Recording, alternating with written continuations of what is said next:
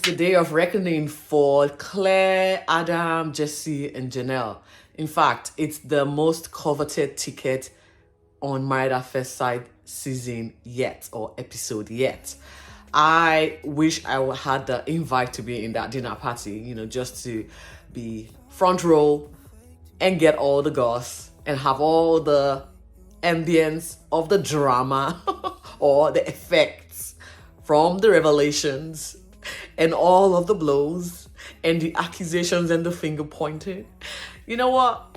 Beggars can be choosers, right? Channel 9 gave us the opportunity to witness it via, the TV screens and in the comforts of our couch. So let's just dig into all that unfolded at the dinner party that is certainly for the record books. Hi Posh fan, welcome back to my channel Posh Cat Eyes Unfiltered, and welcome back to yet another episode of season 10's Married at First Sight Australia, episode 16, guys, the most coveted episode for season 10. It's the drama that we are going to be uncovering tonight, the revelation that is the cheating scandal. I hope it concludes here, but we might have the commitment ceremony to find out who stays or who leaves following the face-off and the fallout from the cheatgate. But first things first, some gentle reminders, guys, please. If you haven't subscribed to my channel, I know you're watching, I don't know, please, what do I need to do to get you to subscribe? I hope nothing that major, but kindly subscribe, all right? Comment, share your thoughts. I would appreciate that. And to my existing subbies, thank you for staying the course and riding the through thin and thin with me. And to my new subbies, oh my God, we are growing strong, steady growth. I love that. I'm not complaining, but thank you so much for coming on board. There's a lot to get in here. I am what you call jack of all trade, master of none. So I am pretty sure there will be something that you would find interesting on my channel. I have got a playlist of things so that you're not exactly just going through the motion and not having to see what exactly you like. So go through my playlist and see what appeals to you, comment on those things, and I might do more of those.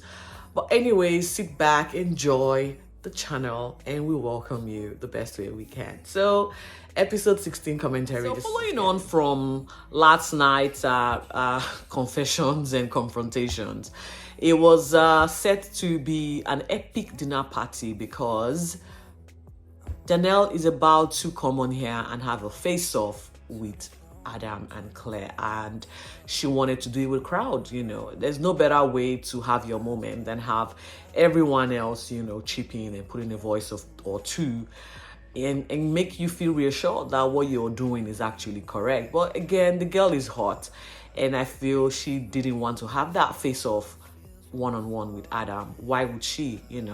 She was cheated and it's been revealed in a group type forum, and so she's like, why not? I'm gonna have my moment and I'm gonna make sure I am heard. And so whilst the couples are preparing and planning and thinking about how the event is gonna play out, we see them getting ready, and first into the dinner party is none other than Ollie and Tani. They are excited as well as nervous for what's about to unfold. Next up is Melinda and Leighton. There they are, looking happy, and with Melinda in blue, she sure looks the fun part. I cannot wait to see how this all plays out. Alicia and Duncan, stepped in again, and as you can see, they are happy, but it wasn't so rosy for them. Duncan and Alicia are loggerheads about the cheatgate. Duncan is friends with Adam, and even though he's against what he did, he's not exactly excluding him from his friends list, and that is getting Alicia a little bit bothered because she doesn't want to be associated with a cheat. Now, if we swing back a few episodes, Alicia, you were involved with a married man and you were complicit in that affair. And they pot calling the kettle black here, I reckon. So catch me some when you get the chance to, all right? Because this is not sitting right with me. You are being a very harsh critic here, in my opinion. You don't point fingers because four other four fingers are pointing right back at you. That's just what it is. But I cannot speak for them. She just has, a lot to say about the whole Cheatgate scandal, and she needs to be heard. Well, Alicia, we give you all the thoughts. And yes, we see Janelle walking in all by herself, looking beautiful. She looks the part. She looks like a Kill Bill goddess, and she is ready to slay. And, to the delight of the other girls, they welcomed her with open hands, and soon they were already strategizing how they were going to unpack tonight. And before we could go any much further, we saw Taylor and Hugo, one of the first intruders, coming. And yeah, they tried to get her on board with Team Janelle. Taylor is like, I ain't having it. I'm going to sit outside this one. Ooh, ooh, ooh. Yeah, well, Taylor, you can have your opinion, but I mean, let's not be nasty about it. Catch. Again, give the girl a break. All right? And no sooner than Taylor walking in, we see Dan and Sandy also walking in. And again, Smith drive to the crew who are trying to dissect the night and plan and strategize and scheme their way around it. And Sandy's like, yeah, they did wrong, but I'm still going to support Claire. I have taken sides. And to that effect, we could just see all the drama starting to take shape. Okay, 2 groups have been formed and sides have now been taken. And in walks the lady of the night. Sorry, I said that out loud. Should I say that that way? But well, it is what it is. You cheated. Claire walked into a frosty reception, and soon you could see the other girls were not willing to welcome her or give her a hug or even speak or look across at her. It was not happening. But then she got comfort from Taylor and Sandy, who were willing to comfort her the best way they could, given the circumstances that was about to befall everyone on the night. And so there was a clear divide. You could see the photos here. And the next couple that walked in was Harrison and Bronte. Bronte, again, knowing what has happened, decided to stick with Claire for this one. They're not supporting her actions, but what they're saying is Claire is the one that came out with the truth, and so they're going to give her the benefit of doubt and credit her for speaking up. Yes, it took a while for her to, but she eventually did. And Evelyn and Rupert, they're one of the new intruders, second of the new intruders walking in as well. Yeah, they got the best of reception. Again, newbies, let's not make it hard for you, even though it's not about you tonight. And then we see Cameron and Taylor. Cameron and Lindo. Oh, my bad. I always forget her name. Cameron and Lindo, they walked in. Now, it's no surprise I'm even forgetting her name because she wasn't on screen this week. I did not get a glimpse of Cameron and Lindo this week on my TV. Like, nothing.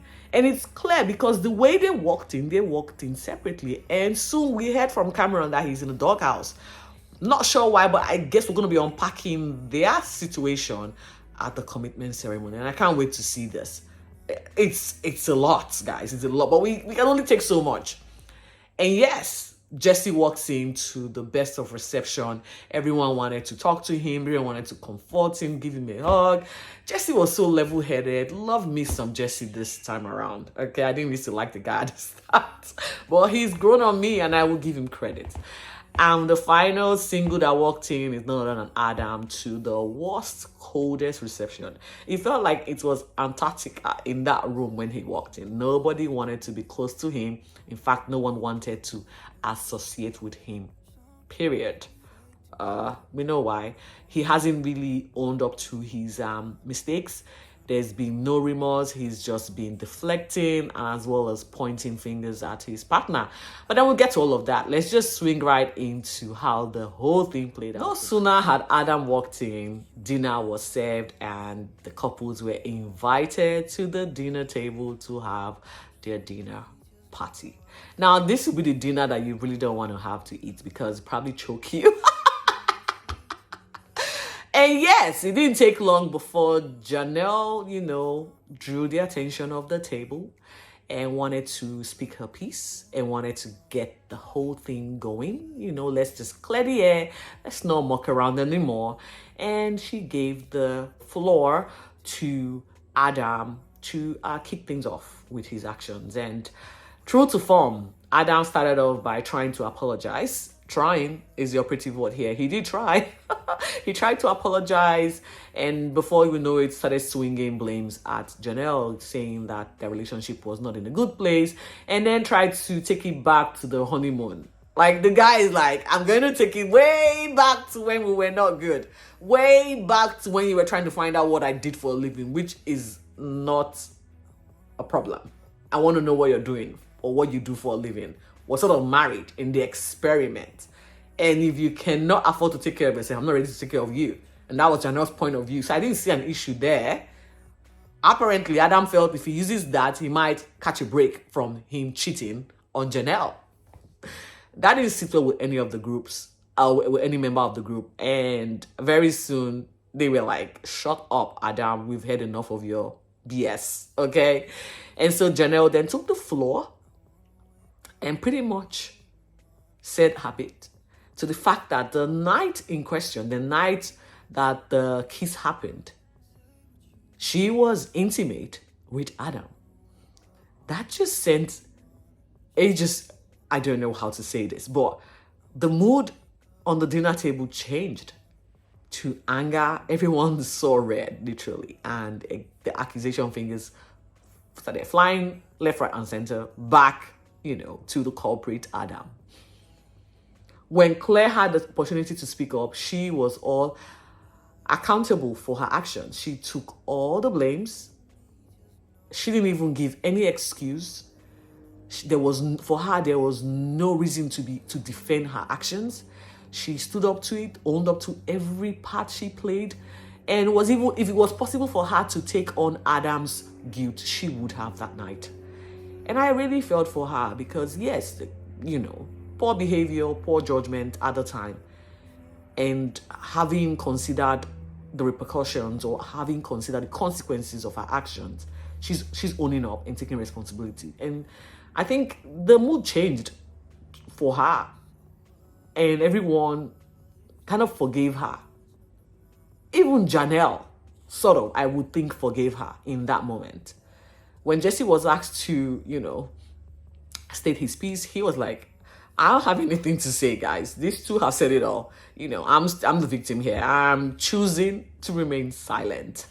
I am choosing to have a dignified response, and I am choosing to walk away from this table with my head held high because I have done nothing wrong. I called this out the first week of us being here, and I was gaslighted, and now I'm just gonna sit back and watch all of this unfold. And that's exactly what he did. Good on you, Jesse. The guy has been through the ringer. He's been tumble dried 4 times over. I don't know if he's got any more left. I just fell for him. And so as the night wore on with pockets of conversations happening around the table, Harrison again, who knew? Harrison decided to, be the man to speak the truth. Now, we all know Harrison's reputation on the show, but he did say some good things. And that's one thing I like, when you've been the bad guy all season long and someone takes the crown from you a little bit. And it gives you the opportunity to see things clearly. Maybe that might impact on his behavior going forward. But we all know who Harrison is. Dude will never change, and I cannot wait to see what else happens with this guy. If nothing else happens, I will be surprised. Okay, but he spoke. He was the voice of reasoning. He wanted to make sure that everyone knew that what Adam did and what Adam is doing didn't fly with him, didn't sit well with him, and he's not supporting that. And he was with Jesse all through. And I used to think that Harrison and Adam were best of friends, but Harrison is like, I'm with you, mate. I am with you. You know what? I'll copy your shit. I am not doing that. And yeah, so that was just it. We saw Adam trying, begging to have a conversation with Jesse. It started at the start before the dinner party, and then it continued on. I want to have a chat with you. I want to have a chat with you. And Jesse reluctantly agreed to this chat. And Adam again did not say anything that was new to us. He reminded Jesse of his actions, but again, it was more to the point where it's not my fault that I kissed your partner. It's my partner's fault that I kissed your partner because we're not in a good place, because during the honeymoon something happened, because, oh my goodness, he just did not, there was no accountability, there was no empathy coming from him. It was more to do with hear me, hear me, hear me, listen to me, hear me, hear me. It's all about me, me. And Claire, right on cue, walked up and wanted to have a chat to Jesse. Jesse is the man of the night, okay? Everyone wants to have a chat with Jesse. Jesse was relieved in that moment that Claire came, because he was pretty much done with Adam's whinging.